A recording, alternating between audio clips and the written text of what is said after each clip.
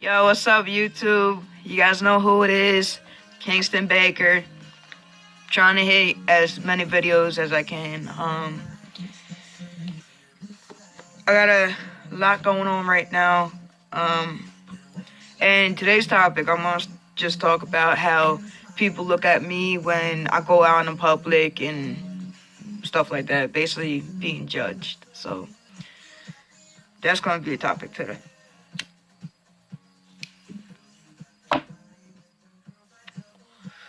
So I've noticed, like, when I go out, people don't know how to look at me if I'm a girl or not. Like, in my last video when I did my Q&A with my sister and we were going food shopping, there were so many people staring at me.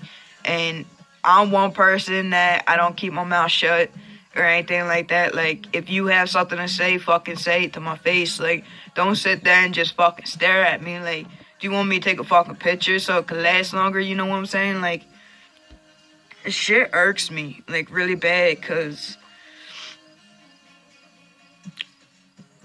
it's like, I don't sit there and judge nobody. I really don't. I don't judge nobody. I read the book before I see the cover. You know what I'm saying? Like, so why can't people just leave the trans people alone? You know, the LGBT community alone, you know? And that's never gonna happen. Like, this one dude was staring at me in Walmart. And my dad, he's sitting there just staring them down. And I'm like, well, what the fuck does that dude? Like, what's his problem, you know? My dad's like, don't worry about it, don't worry about it. He came back by, and he's still staring at me. And I said loud, I said, I don't know what people are fucking staring at. Like, what the fuck's the problem? You know? And he looked at me again, and he just hurried up. When he see me look at him, he turned away. You know, like, but it don't affect me because I know who I am on the inside. I know, you know, I didn't ask to be trans. I didn't ask to be gay. And people ain't never going to understand that. You know, they're always going to think, oh, you have a choice. You have a choice to be straight. You know, you got to turn to God and all this stuff. And let me tell you something. I have tried to turn to God so many times in my lifetime. I am still the way I am, and I don't believe God made any of us wrong. I believe he made us to be who we are and to be put on this earth to do what we were put here to do, you know?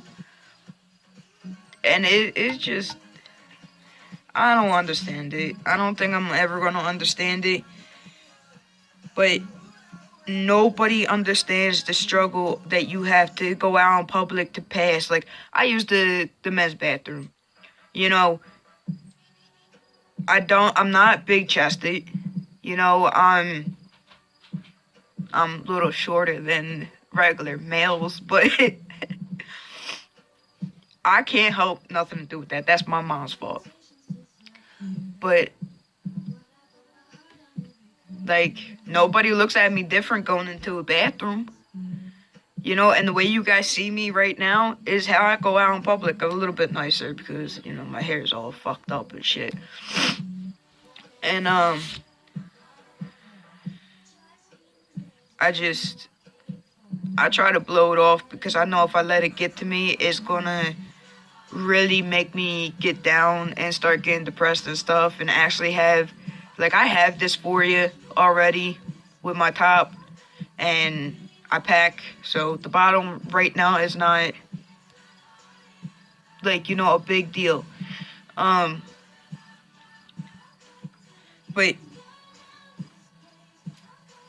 I just,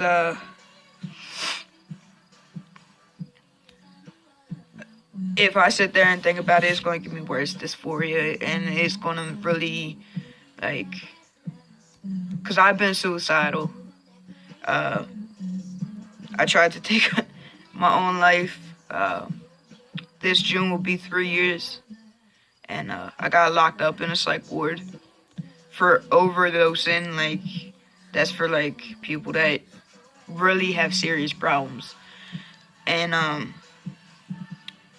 you guys down in Jersey that are familiar with like Egg Harbor or Stone Harbor and stuff like that, it was ACMC up in Egg Harbor Township. And I tried to take my life because I couldn't be who I wanted to be. I felt like it was never going to get better. I felt like, I wasn't worth the waste of space on this earth. I wasn't, I didn't have a real purpose to stay here, and with my past history and stuff, with,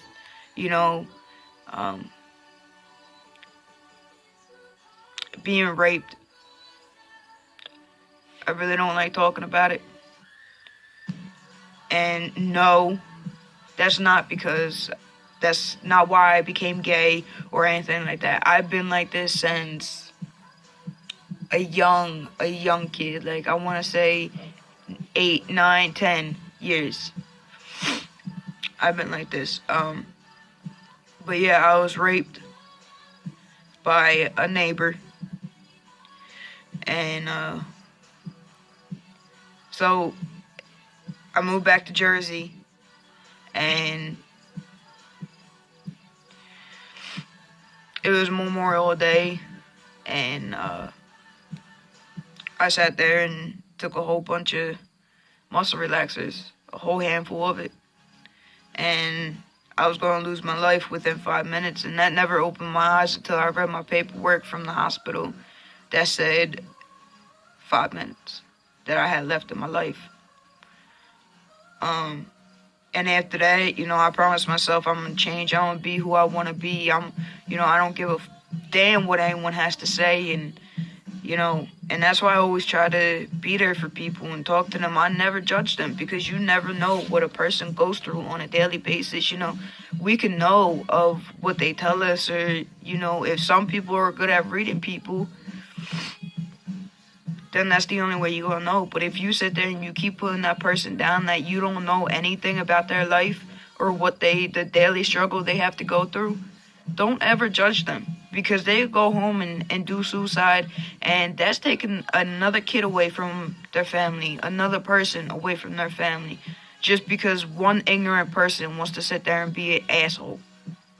And a lot of people's never going to understand what it's like to identify and try to be who you really are deep down inside, because some of us feel like, no, that's never gonna fucking happen. You're never gonna be a male. You're never gonna be able to be a female. You're never, I don't know. It's the shittiest feeling. Like, y'all know I had my appointment set for August 30th for the Mazzoni Center for my initial visit, the patient intake, and the psych eval. And my testosterone was set for September 19th, which I would have had it in 7 days already.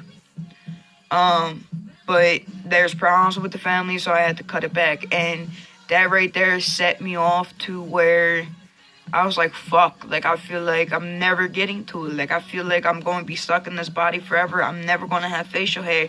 My voice is always going to be like this. Like, yeah, my voice ain't that girly. It's a lot deeper than what it is, and I already have, I shave. I shave up here, I shave over here, and I shave down here.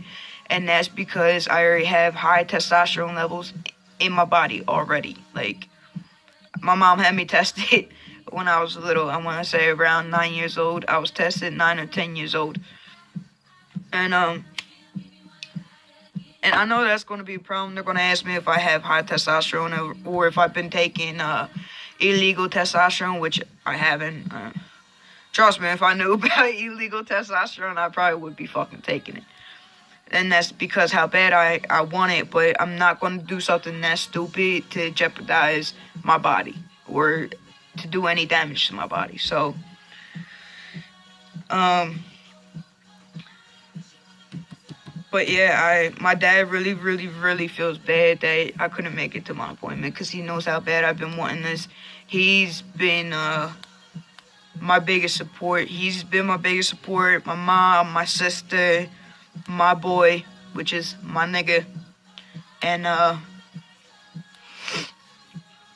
You guys know Anastasia Jules has been a big support to M to F. That's what she is. And she knows exactly what the hell I'm feeling. I have talked about her in a previous video. And my aunt's kind of getting used to the ideal. Like, she still calls me by my birth name, which I hate it. I hate my birth name so bad. Like, I wish I'd go get it changed, like, right now. That's how bad I hate it. My sister does not call me by that. My niece is the biggest one who sits there and says Uncle Eli. You know, my sister would be like, say my birth name, and my niece would be like, no, Mom, it's Uncle Eli. You know, and it makes me feel good, because it's like, wow, like, you're 6 years old and you understand and you comprehend more than most people do, you know, and I love her for it. Like, I would not trade it for the world. And my other niece is coming December, January, I want to say something like that. And I'll be transitioned by then, so it'll be 20 times easier for her than it was for my Skybug. So, I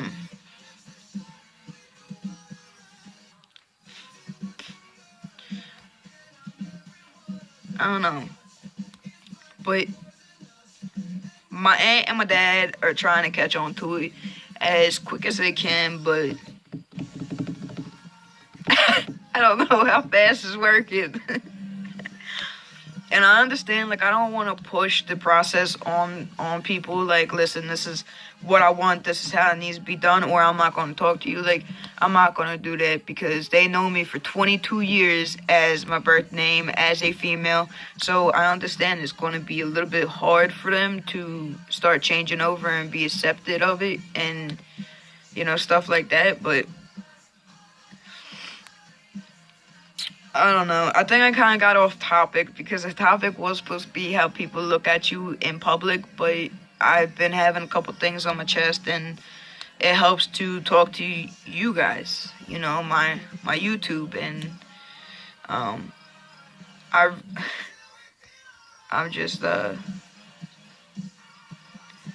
just trying to, you know, be myself, and I ain't never changed. I'm never going to change, and this is who I am.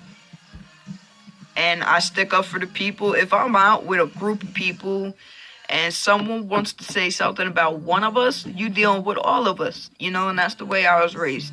You don't sit there and put people down, and I'm sorry, I stick to it. I stick by the code. I don't never break it. So, but you guys know who it is. My video is already going long. It's at 13 minutes, so please like, comment, and subscribe. I don't care if you guys don't comment or like, just please subscribe to the channel, because shit's getting depressing when I only have 6 subscribers. Like, I understand it takes a little bit, because I only started this like 3 months ago, something like that. But please give me some points, or if you guys want me to talk about anything in a video, or what video you want me to do, leave me some messages. I have my Twitter, I have my Facebook, Snapchat, and Instagram. Okay, and it all goes by Kingston, except for my Snapchat. My Snapchat goes by Little Scrappy 215, I believe. Don't hold me to that, because I really don't know. So, yeah, I'll be doing another video. I love you guys. Keep it lit, and hopefully you guys stay with me through the whole journey and stuff, because I need y'all support. So, alright, I love you guys. Peace out.